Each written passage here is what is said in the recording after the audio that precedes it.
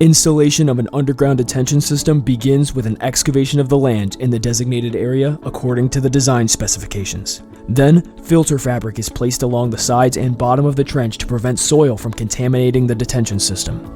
An inlet structure is installed to direct stormwater runoff into the detention system, and an outlet control structure is installed to restrict the flow rate out of the system and provide overflow capacity.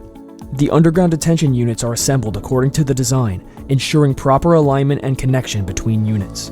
The area surrounding the detention system is backfilled with suitable materials, usually stone, compacting each layer to provide stability and support. Some systems include an outer fabric envelope to seal the stone backfill. Finally, the detention system is connected to the existing stormwater management infrastructure, ensuring proper flow and functionality both into and out of the system.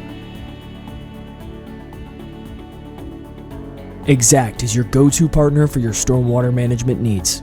Our team has extensive experience installing, inspecting, and maintaining a wide variety of underground detention systems.